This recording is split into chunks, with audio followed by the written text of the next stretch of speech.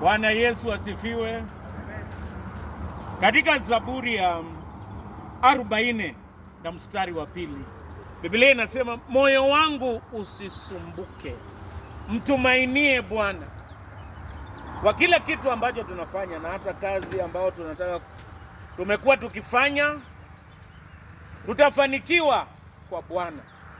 Ni kwa Mungu peke yake ndio mwanadamu anafanikiwa.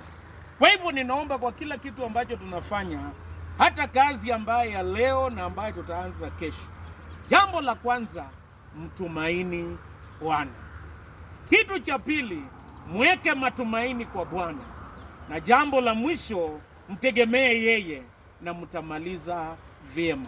Kwa mipango yote tumtumaini Bwana, tumweke Mungu mbele na atatusaidia tuache alama. Hii kazi ya ujenzi ambayo mmefanya kanisani, ninaomba Mungu awasaidie muache alama njema na mpate kazi nyingine zaidi. Na hata kwa jamii yenu kazi iwe ya baraka. Na kazi ambayo itafanyika kesho, Mungu awakinge na hatari zote, na kazi hii tunaianzisha kwake. Na tuombe. Baba mwenyezi na mwenye rehema, bariki kanisa lako la ACK St. Mark's Toro.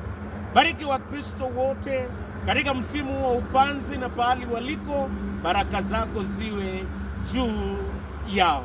Ninaomba kwa neema yako Bwana Mungu, ubariki kontrakta.